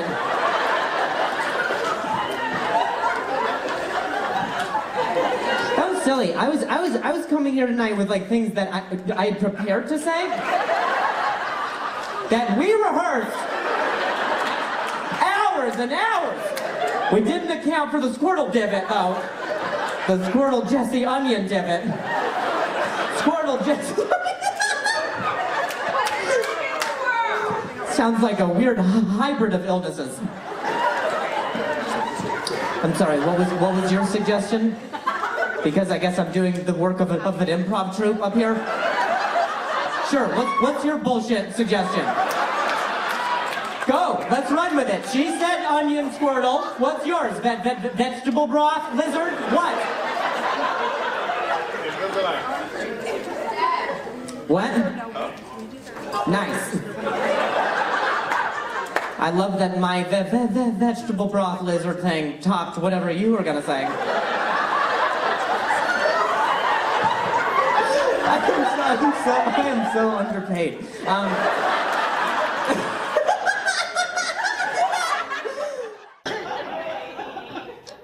You say what? Do the joke about your stutter. What do you think? I'm taking f***ing requests, my guy? So you think that's what I was... That joke is online, you son of a bitch. Go watch it there. Pull it up on your phone right now, you piece of shit. Well, that was a lot. Hey, everybody. What you just saw was footage from a live show where a guy interrupted the set to ask if I would perform a specific joke for him. In this video, I'm going to walk you through the moments leading up to him making that request, what might have prompted him to make it, and how I handled it afterwards. Also, now might be a great time to let you know we do video breakdowns like this, as well as fresh stand-up clips every week. So it might be a great time to hit the subscribe button below, and if you're feeling frisky, drop us a like. All right, let's get into it. This video comes to us all the way from Alexandria, Virginia, just outside of DC. And I opened the show, as I always do, with some local jokes about the area. I did fly into Baltimore, because I'm not gonna risk the other one. Oh, I'm sorry. Okay. Did you want me to not show up tonight and successfully live to do this show tonight?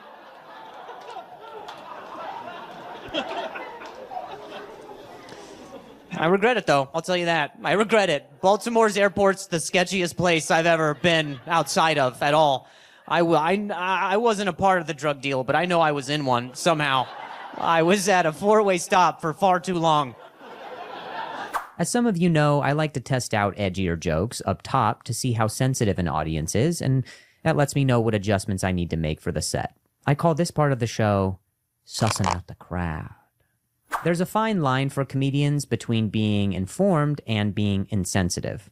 And since there had just been a lot of news coming out about the air travel issues, I decided to make a joke and walk that line very carefully. You let me know how I did here. I don't know, it's hard because you see a lot of the stuff in the news and it's really sad because, you know, like you hear about a lot of these plane incidents and then it starts this whole other narrative because you find out that the pilots are female and then all these other people are like, oh yeah, well, it's because the pilots are female. It's because got all these female pilots, that's why. And women, they can't fly. I don't think it's that women can't fly.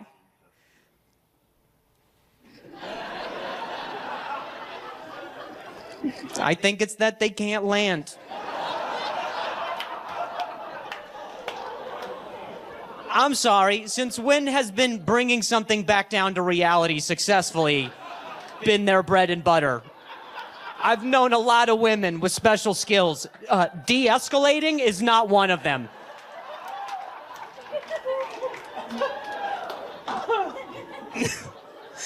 My wife's a brilliant person. She's way smarter than me, and she's got all types of insane ideas. None of them are grounded.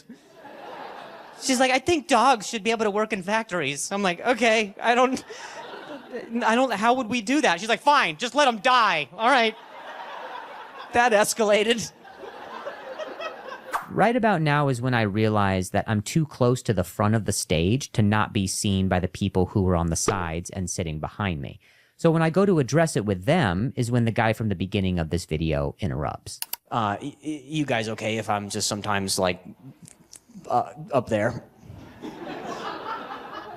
Okay, dark energy coming from over there. That was weird. Nobody speaks over there. They don't have a foreman, nothing. You say what?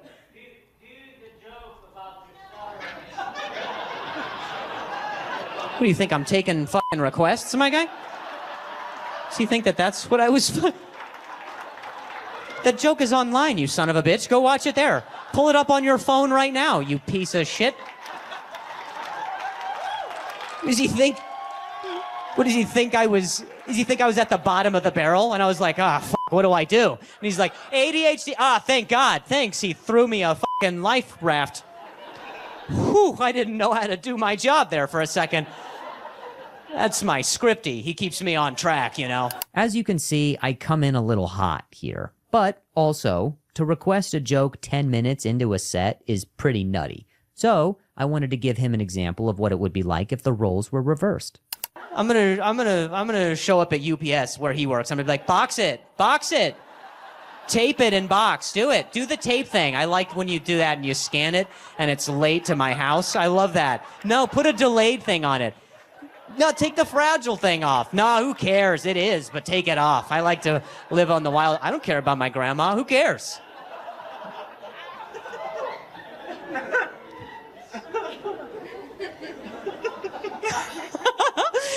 I was talking to you guys. That's your fucking representative? That guy? You elected Todd? All right, if he talks to us, just weaponize one of his jokes at him. This turned into a karaoke bar very fast. He's like, do Sail Away by Styx. I like when you do Sail Away by Styx.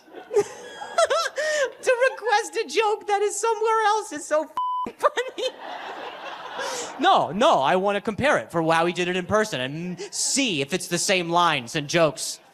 I want to see if I laugh at the same parts that they did in that fucking funny ha-ha version of it. They seem like they enjoyed themselves during. I want to see if I will as well. I only want the hits. Fuck everything called. I hate all this news.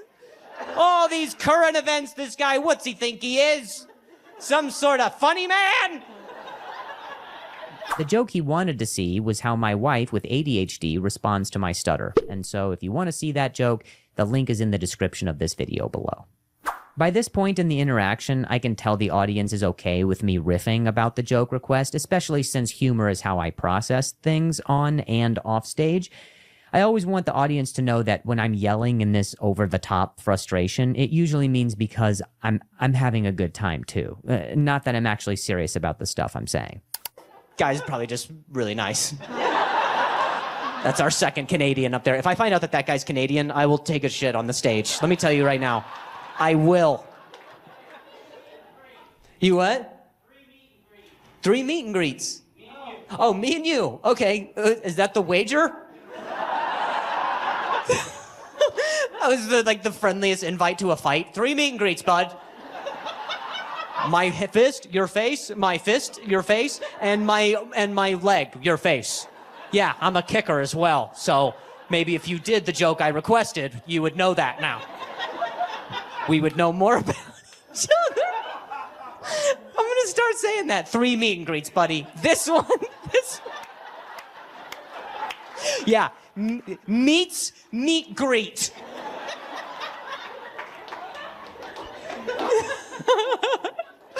That's awesome, man. Yeah, that's cool. Hey, that guy's seen me up close a lot. It's not the first time either. Every time I see him, he whispers. He's like, "Do the GPS joke. Do it. Do it in my ear." You say what? Should be afraid? Oh no, sir, I'm terrified. He just threatened me with meet and greet. I love the fact that this guy has come to so many of my shows because now I know that he's familiar with my ridiculous antics. Exhibit A. All right, cool. Well, I'll see you soon. We're actually friends. This is how we're friends now. This is how we talk. Sorry, is my hand too high? Sorry, I was just... I can't cover my face because I have a Tesla. I don't want to accidentally hail, so I'm just like, fuck.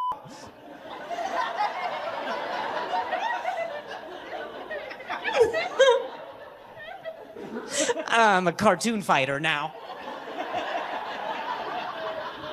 I honestly feel like I got so defensive initially because I thought it was just some dude in the crowd who was like, "Do your bits, funny boy." And I realize now I swore so much at him up top because I didn't realize his intentions. His intentions might have been genuine to just be like, "Hey, I like that joke." And some comedy goers go to hear the hits just like a concert. Maybe he brought someone to the show and felt like if I didn't do the joke that I would be letting him down. But the thing to remember about comedians is we always are prisoners of the moment. We like the freedom to be able to go wherever we want. That's kind of what makes the art of performance so inviting. And so, Todd, what I would say to you is thank you so much for coming to see me 4 times in a row and counting. And I'm hoping that one day we will get to meet, and greet again. But as for everyone else, thank you for staying all the way to the end of the video. And once again, we do content like this every week, breakdowns of our videos, new stand-up clips. So feel free to hit the subscribe button below. Or if you want to come see me jokey on the road where I'm taking requests, maybe, pop on over to drewlynch.com to grab some tickets. All right, we'll see you.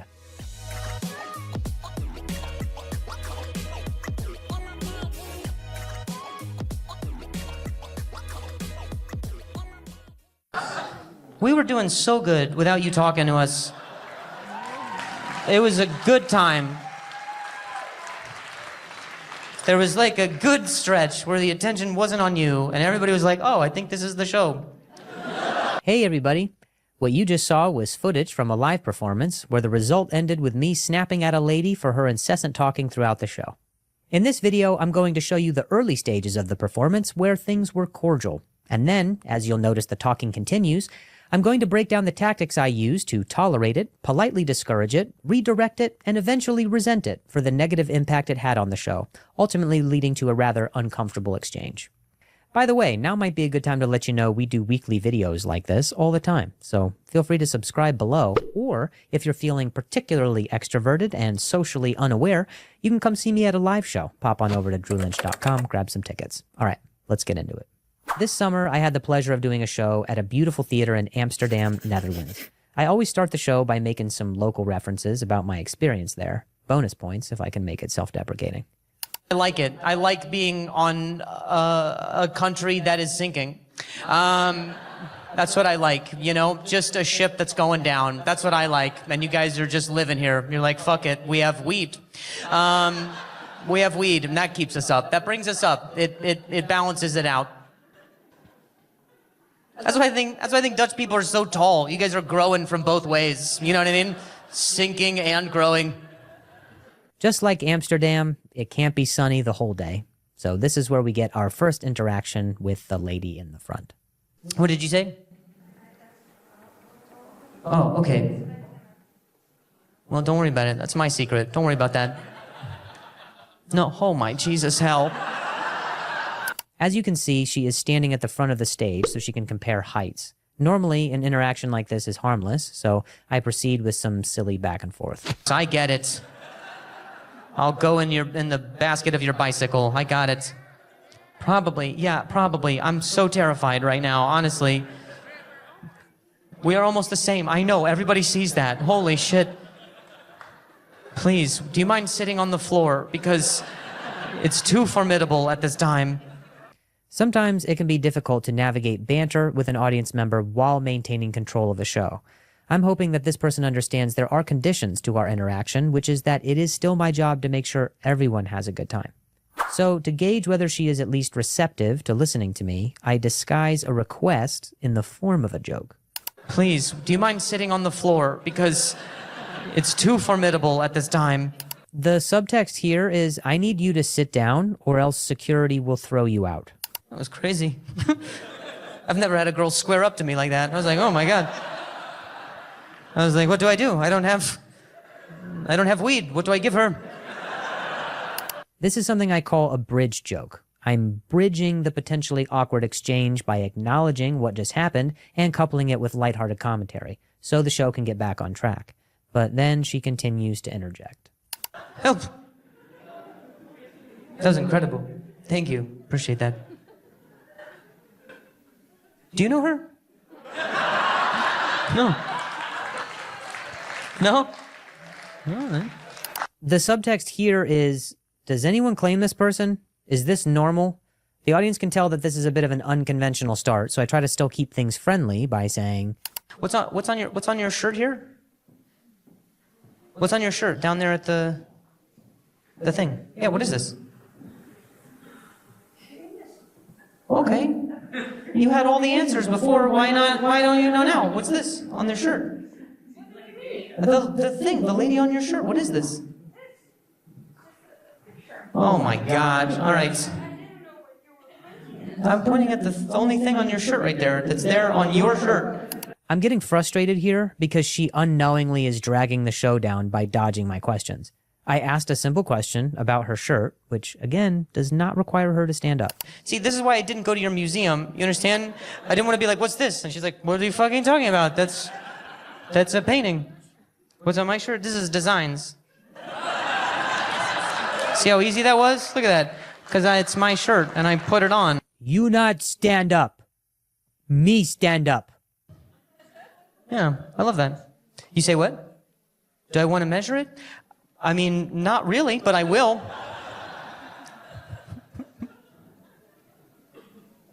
I have a feeling that you would take me. That's what it feels like. I feel like she would take me. She would shove me right in her cleavage and make a run for it. Get on her way to the bike. No, see, that's what I'm afraid of. No.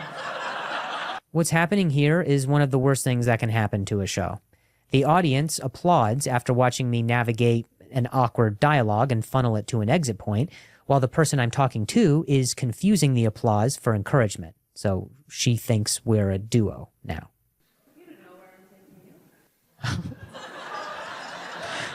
That's almost a confession. We almost have a confession.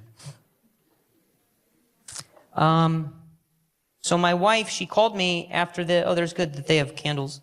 I didn't see how sexy the vibe was from your angle until I just looked. And so now a lot of the interactions make sense. I can't even blame you for wanting to take me. It's the aromas. You're not in your right headspace right now. This isn't your fault. Another bridge joke. Still trying to be diplomatic and find something else to talk about, like candles. Eventually, I'm able to get into some material and get the show back on track with, surprisingly, an abortion joke. I'm not going to tell it now. You can come see me in person if you want, but it's not long before the Dutch oven's timer goes off once again.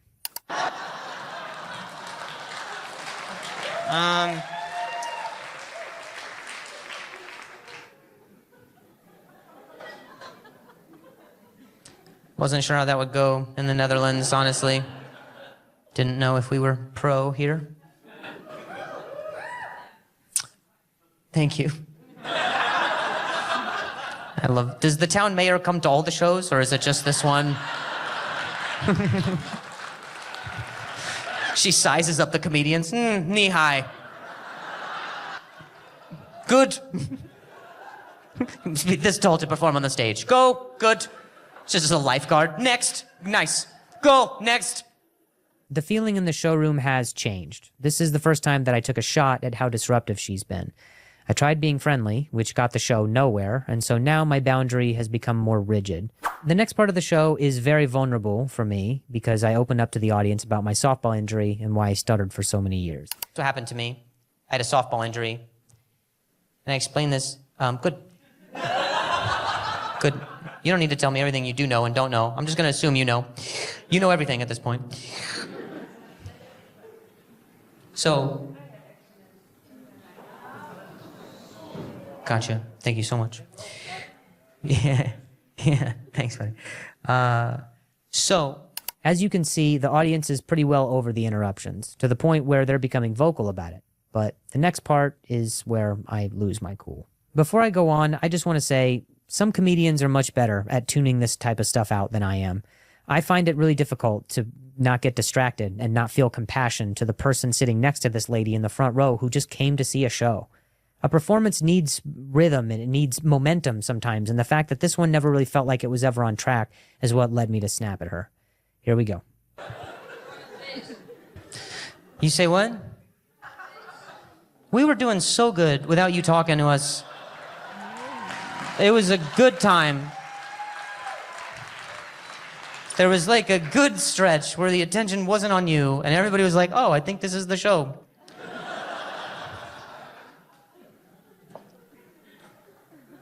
And you think I don't pay attention, but when you're not talking, then you're talking to that guy. I'm like, holy shit, we gotta find a buddy system for you out in the hallway or something. You say what? No, you shouldn't leave. You should just do you see what everybody else is doing? Fucking do that. She's like, you don't know her? Oh my God, I thought she knew you and she was like talking to you, but now that I know she doesn't know you, it makes it so much worse. She's like talking to him. I was like, is she selling him something? What is going on? I'm sorry, it's just when you're this close to me and I'm talking and people are talking, it makes me stutter. I can't I'm trying to, you know what I mean? I'm trying to fucking push that shit down, you know what I mean? And then you're talking and I'm like, it's about to come back and this show's about to be so much longer and I don't want that. I'm trying to get you home before the rain returns. So that's it. I'm trying to get you home, all right? So, there you have it. Before we go, I just want to talk about how I could have handled this situation better. I probably could have just told her to be quiet, flat out, or I could have had the security guard kick her out, or maybe I could have been less sensitive to the fact that when she wasn't talking to me, she was talking to the person next to her. But I think that there's a small part of my ego that needs to make sure everybody is happy and had a good time and that I was liked. And had I had a do-over, I would have put more effort into firmly quelling these outbursts much earlier in the show to make for a better show. Above all, I just wanted to give people in Amsterdam, a place I don't visit that often, a good time. Every experience is a learning experience for performer and audience alike. And so, if you do see this video, tall Duchess of Nether Regions, I forgive you for your patterns and hope that this video taught you something like it did me. All right, guys, thanks so much for watching. Appreciate you sticking around. This was a long one, but feel free to subscribe below for more content weekly, and come see me on tour, drewlynch.com, if you want. Bye.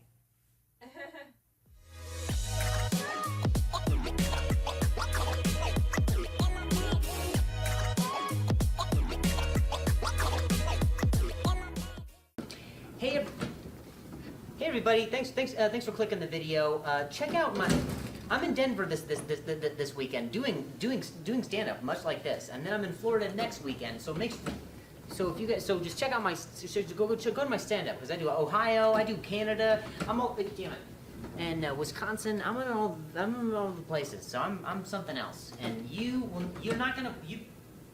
How are you, Sac City? Oh wow. People actually call you Sac City. Okay.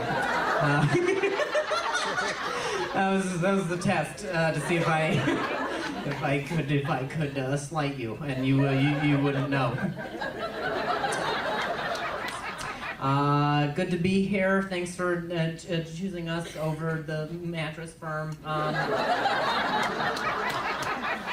It's the sixth mattress firm I've seen in 18 hours. I don't know if they're competing mattress firms. I don't know. They should keep it going, you know, like mattress firmer. Mattress firmer. I don't even. That's not even the stutter. That's just. It's just shitty marketing. Just a couple of kids who are managing it. Yeah, well, we're mattress firm. And you're stupid. So. What's up with your bullshit container store?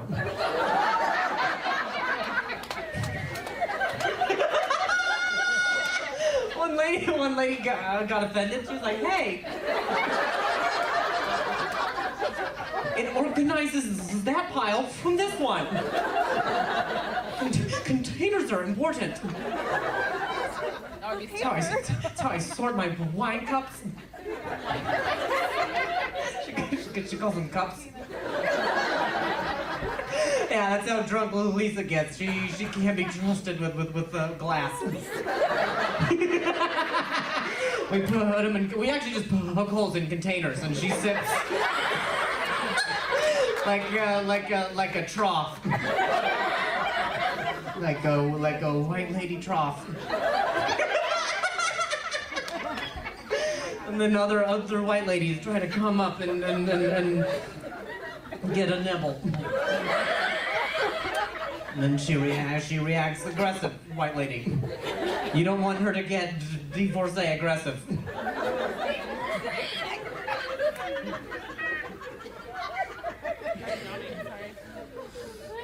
I don't know what's in there in the container store. I'm afraid there's gonna be nothing in there.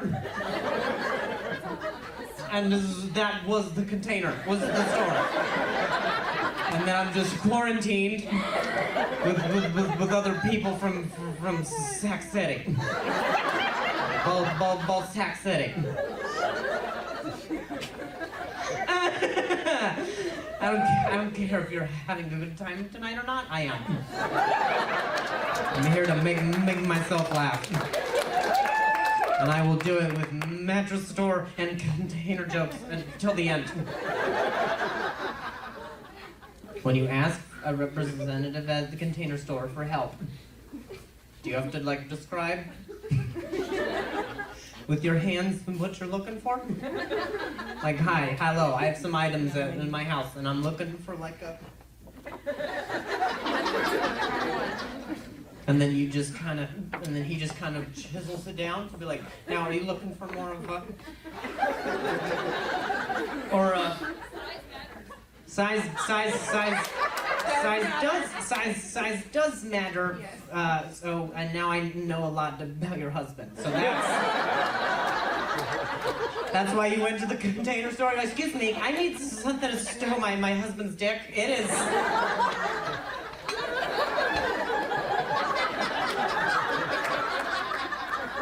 Yeah, he's girthy, so...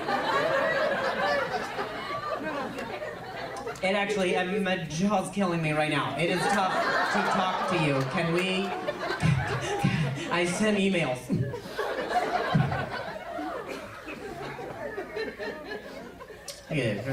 Oh, sorry, husband, boyfriend? Husband. Yeah, you locked that shit down. She locked it down and put a lid on it.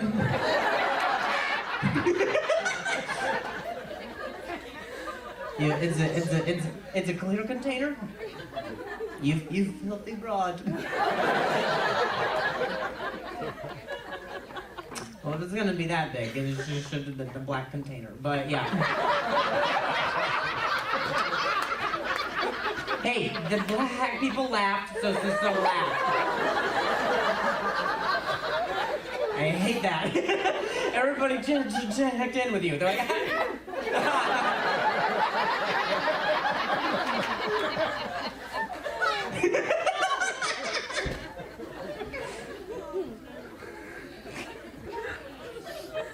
well, congratulations to you both.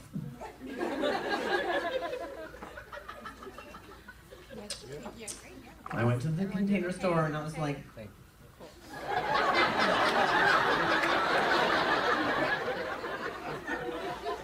trying to get a travel kit for my junk. So, how are you doing this side of the room? Good. That was cool. That dude flexed. I was like, yeah, how are you? He was like, good. I was like, we're not gonna fight. And like, if we're picking teams, I claim that guy's dick because I need something to hit you with. But give me time to get it out of the container, you know? Blow the dust off. It's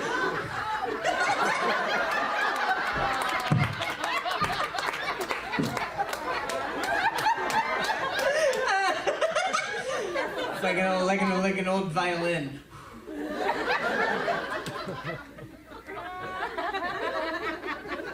I'm sorry, sir. She did this to you. She outed you by saying size matters, and you know what?